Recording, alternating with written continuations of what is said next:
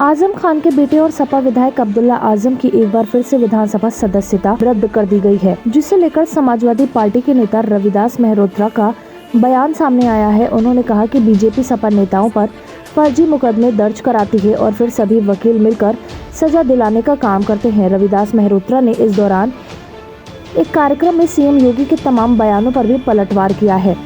सपा विधायक रविदास ने कहा कि दावा किया है कि 2024 में केंद्र में गैर भाजपा की सरकार बनेगी और भाजपा के खिलाफ सारे दल मिल करके केंद्र में सरकार बनाएंगे। सपा उसमें सबसे बड़ी पार्टी होगी और अखिलेश यादव देश के अगले नए प्रधानमंत्री होंगे।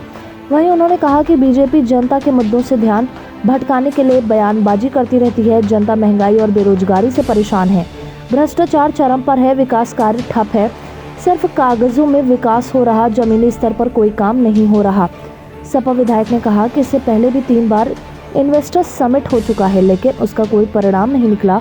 तब भी मुख्यमंत्री ने घोषणा की थी कि इतना इन्वेस्टमेंट होगा, लेकिन जमीनी स्तर पर कोई इन्वेस्टमेंट नहीं हुआ और न उद्योग कारखाने खुले।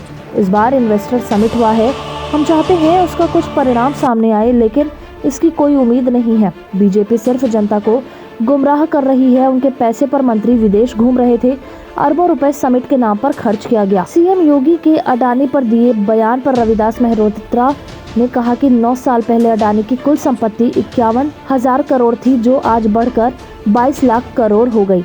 दुनिया में अडानी का नाम पहले 609 नंबर पर था, जो आज दूसरे नंबर का अमीर व्यक्ति बन गया। ये कैसे हो गया? भाजपा सरकार के संरक्षण में अडानी को सारे काम मिल रहे, सारी सड़कें, टोल टैक्स अडानी के हैं। कई बार प्रधानमंत्री खुद अडानी को ठेका दिलाने के लिए विदेशों में गए हैं और अडानी को लाभ पहुंचाने के लिए सारे नियम कानून तोड़कर फायदा पहुंचाने का काम किया है।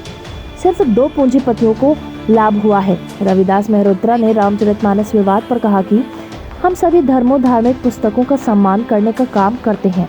भाजपा के एक मंत्री हैं, उन्होंने इतना गलत बयान दिया प्रभु राम के बारे में। भाजपा सिर्फ राम के नाम पर वोट लेती, लेकिन कहीं कोई राम की भक्ति करने का काम नहीं करता। उन्होंने कहा कि सीएम योगी मठ के अध्यक्ष भी हैं, उनके मन में प्रधानमंत्री बनने की भी बहुत इच्छा है।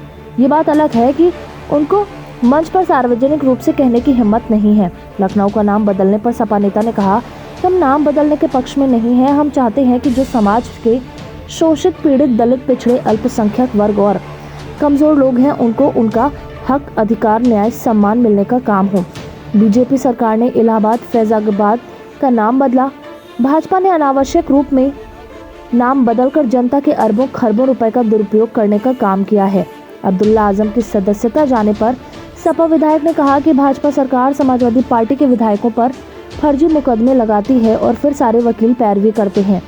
एमएलए, एमपी कोर्ट में सजा दिलाने का सरकार प्रयास कर रही है, इसलिए पहले आजम खान और अब उनके बेटे अब्दुल्ला आजम की सजा कराकर सदस्यता खत्म कराने का काम किया गया है। उन्होंने कहा कि हम मांग करते हैं कि निचली कोर्ट से सजा होने के बाद हाईकोर्ट में अपील करने तक का समय मिलना चाहिए, लेकिन निचली कोर्ट से फैसला होते ही सदस्यता समाप्त करने का काम विधानसभा में हो रहा है, जबकि सजा पाने वाले व्यक्ति को हाईकोर्ट जाने का मिलना चाहिए।